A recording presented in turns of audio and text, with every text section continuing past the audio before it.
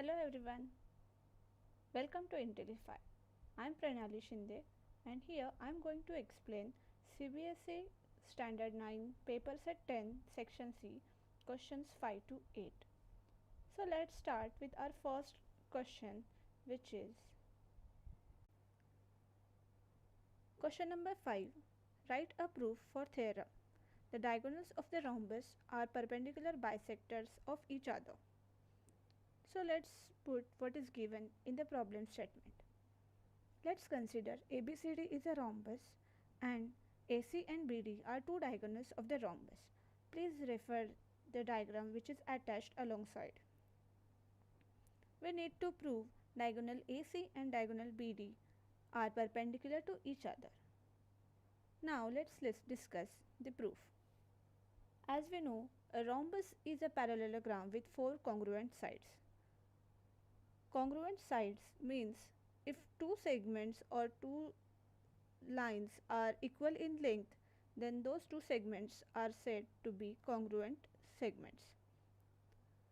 So all sides of rhombus ABCD are congruent. That is, side AB, side BC, side CD and side DA are congruent to each other. Also, segment AO and OC are congruent to each other, and segment BO and segment OD are congruent to each other. This is because ABCD is a parallelogram and diagonals of parallelogram bisects each other. By the reflexive property of congruence, which means any geometric figure is congruent to itself. Therefore, we can say that segment AO is congruent to segment AO. Hence, AD and AB are also congruent to each other. So, by SSS congruence theorem, which means three-side property, triangle AOB is congruent to triangle AOD. Now we know that corresponding angles of the congruent triangle are congruent. Therefore, we can say angle AOB and angle AOD are corresponding angles. That is, angle AOD is congruent to angle AOD. As we know that triangle AOD and triangle AOB are supplementary.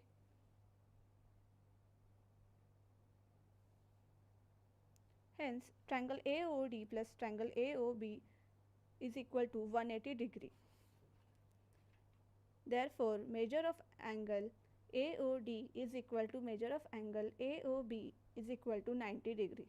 Hence, we can say that diagonal AC is perpendicular to diagonal BD. Let's move on to the next question. Question number 6. Define the following terms with the supporting diagrams. Let's discuss the first term, which is intersecting lines. Intersecting lines are two lines that share exactly one point. This share point is called as point of intersection. Please refer the figure A, in which line A and line B are passing through the same point Q. So we can say that line A is intersecting to line B and these two lines are intersecting lines, and point Q is the point of intersection. Let's discuss the second term, ray. A line which starts from one point and goes off in a particular direction to infinity, possibly through a second point. Please refer the figure B, in which a line which starts from point A and goes off in a direction to the infinity, which is point B. Third term is a concurrent lines. A set of lines or curves are said to be concurrent if they are all intersect at same point. For example, in figure C, we can see that four lines are intersect with each other at same point which is Q. Hence we can call as all these 4 lines are concurrent lines.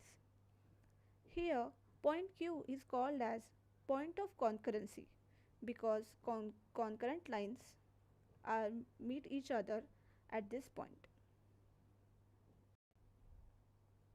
Fourth term is parallel lines.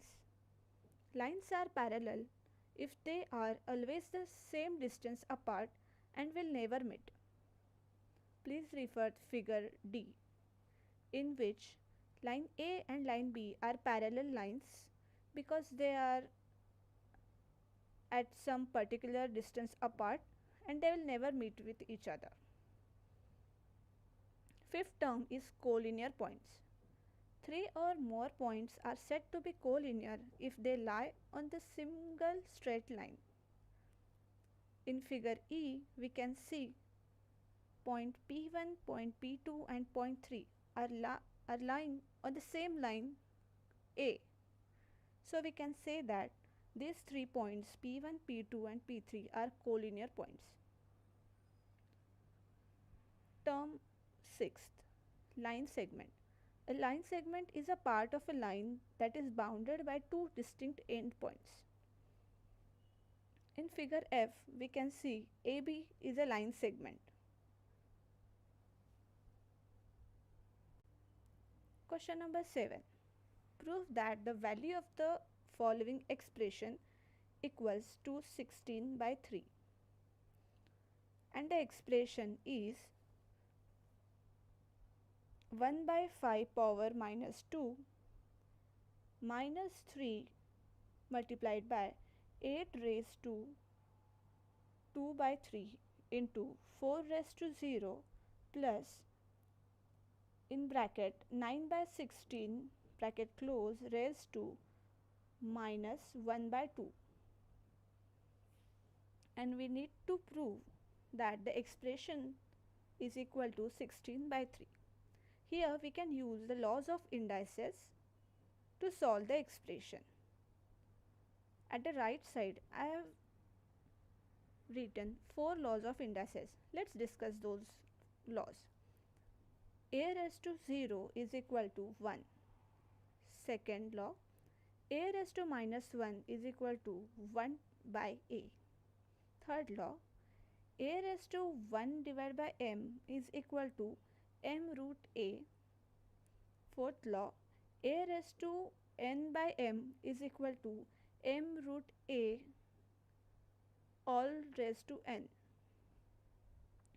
By using these 4 laws, we can simplify this expression. Let's discuss the solution. At the first step, we can use second law of indices and we can put 1 by 4 raised to minus 2, which is equal to 4 square. Also we can put 4 raised to 0 is equal to 1. So by using these laws of indices and by simplifying the expression further, we can say that this expression is equal to 16 by 3. Please refer the steps which are given in the PPT. Question number 8. A conical tent has to be painted from the outside. The rate of painting is rupees 150 per square feet.